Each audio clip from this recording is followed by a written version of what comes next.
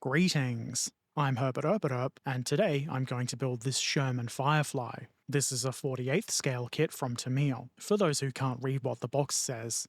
I'm sure you all watched the What's in the Box video that I uploaded last week, but if you haven't, there's a link in the description, and probably somewhere on the upper right side of the screen. Go check it out. Time to glue some bits of plastic to metal. The lower hull in this kit is die-cast metal, so plastic cement probably won't work. Superglue has to be used instead. I like black flexible superglue, but you can use whatever you like. As you can see, I've glued the final drives into place. I follow that with the transmission housing. It slots into place against an edge on the bottom of the hull part. As long as you've got it up the right way, this is pretty easy to place. The whole rear goes on next, and this is also quite easy. The part is guided by the way it's shaped, so it should be at least a little bit of a challenge to mess this up. Don't mess it up. Now for plastic gluing. That's my favourite kind. I attach this row of bolts to the top of the transmission housing. Make sure that it's around the right way, or else. On the tank's rear, or butt if you wish to use the correct technical term, I add some doors. The door on the right has the little flap that overlaps the other door, so it made sense to put the right door on after the left. I then add the plastic portion of the idler wheel holding doohickey. I know all the technical terms. You can learn a lot from me. Then, air filters. You've got to have nice filtered air.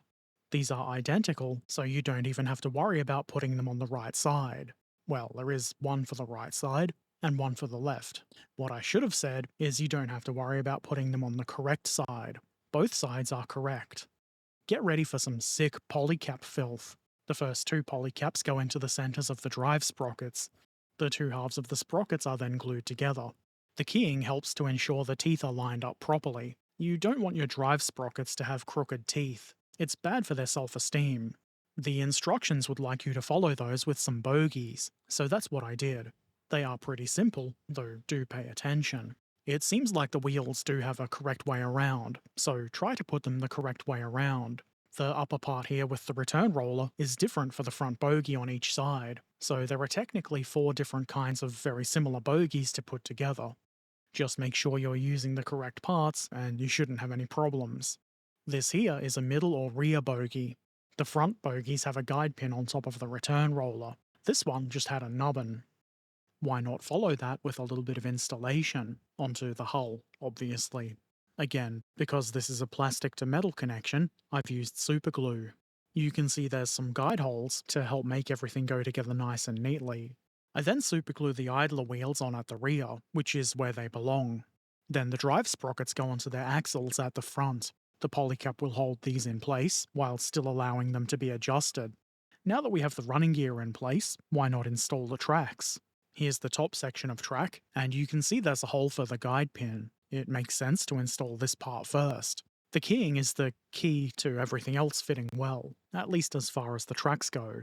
I glue the sprocket to the tracks at the front. Then I add the individual links around the sprocket. You could do this before putting the sprocket onto the tank, either way would be about the same level of difficulty. That level being not. Then it's just a matter of putting all of the other lengths of track into the places the instructions tell you. It's not especially difficult. In fact, I would say it's easy. Tamiya's link and length track sets are usually quite nice, and go together without many problems. The ones with keying, like these, are especially good. After a short while, you'll end up with some nice looking tracks. Now it's time to turn our attention to the upper hull.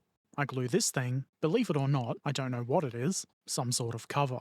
There's a couple of hinge-like doodads that hold this part in the correct place. I add plenty of glue, so the glue god will not smite me. Then I apply some applique armour to the right side of the hull. There isn't any keying for this, so I looked at the pictures and eyeballed the fit. The rear angled plate seems like it should line up with the angle of the hull top, so that's what I did. The forward one is a bit more of a guess. It looks close enough to me though. This here is a jig for the travel lock for the main gun. I found it just a little bit tricky to hold it where you need it while gluing the part into place, especially if you're trying to be neat with the glue to avoid also gluing the jig to the hull. It is still helpful to get the final position though. The upper section of the whole rear goes on next, and it fits pretty well, though I did have to apply a little pressure on the left.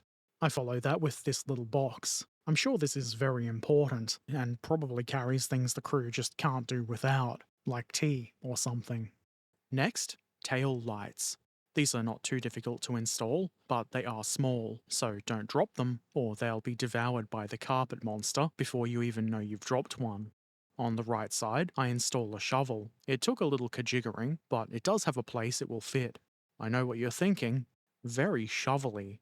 On the inside of the hull, I install the exhausts. That raised rectangle guides them into the right position nice and easy. You can't really see much of them unless you look from below, but they are still very important. If you leave these off, the International Exhaust Pipe Committee will have some very strong words for you. Next, I glue together the two halves of this set of rods. Presumably, these are part of the gun cleaning kit. They're installed here on the left rear of the hull. There isn't really anything to guide them, but it's not too difficult to eyeball them. You are going to have to eyeball a few parts in this kit, so get used to it, I suppose. At the rear of the hull, I attach a pair of fire extinguishers, or what I'm assuming to be fire extinguishers. For all I know, they could be cans of compressed tea, but they're probably fire extinguishers. These also had to be eyeballed because there's no keying. Also, there's one for each side. Symmetry is important. These rear lights are probably pretty easy to knock off, so to protect them, I add some brush guards. This'll stop that dastardly brush. And of course, like the lights, there's one of these for both sides too.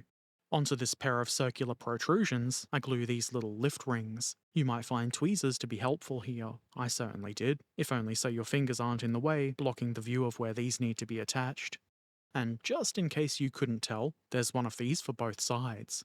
Fireflies had the whole machine gun deleted, so this plate gets installed over the former MG port. And then, why not add hatches for the whole crew? They do like to be able to get in, and especially out, of the tank. You could model these hatches open if you wanted, but there's no interior, and no crew figures that you could use to block your view of the lack of interior. I simply prefer closed hatches anyway, so that's what I've done. Building models according to your preferences? What a wild concept. The headlamps go on next, and there's a little mount for these on either side. You might need to do some nudging, but they're easy enough to place. There's brush guards to protect these too, because they'd be just as easy to knock off as those on the rear. The guards are easy to install, but I guess if there is a complaint to be made, it's that these are a bit chunky, but that is a normal compromise between strength and accuracy and detail. You will often find this in plastic kits. Some might, but I don't think it's a big deal. On the outside of either brush guard, there's a lift ring. These pretty much drop right into the mounting holes. You may need to give them a bit of a nudge, but getting them nice and straight shouldn't be too difficult. In front of the hatches, there are some more armour plates. Or I assume they are armour plates. Hopefully they're not just plywood placebos. Either way, the right one, from the tank's perspective, is a little bit easier to position thanks to the hull MG mount. I put that one on first, and then use it as a guide to compare the other one with. That way, I can get them as close to the same angle as each other as I can. Then, why not join the upper and lower hull parts together to form a complete hull?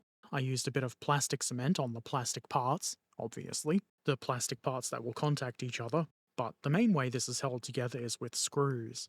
Please insert hilarious screw-related joke here. I'm sure I could have added some superglue to where the metal and plastic parts contact each other, but I didn't feel like it, and the screws work well enough. There are some plastic plates that cover the screw holes, but again, I didn't feel like getting the superglue out, and I don't really plan on looking at the bottom of the hull very often, so I've left these off, and now the hull is together. The only problem, and in my opinion, it's a very minor one, is that there's no floor in the sponsons, which means you can see right through to the tracks. It's not really a problem unless you have the turret off, or you're looking at the model from a low angle. I'm sure if it really bothered you, it wouldn't be too hard to remedy this with some sheet styrene or something. It's turret time. I begin by gluing this half of the muzzle brake onto the gun. The fit is pretty good, just check to make sure the opening of the barrel lines up properly. You may have to give it a bit of a nudge. Next, I glue the gun into the matlet, making sure it's as straight as I can get it. This is keyed, so you will have to work at getting it wrong, if you want to get it wrong. I then insert one of the gun holdy doovers. Oh, you and your technical terms. This goes into the inner mantlet part. Only one of them though, otherwise there'll be trouble. I then press two polycaps onto this piece, which will soon be glued onto the internal end of the main gun. Right now seems to be as good a time as any to do that, so I do. I've also added the other gun holdy doover.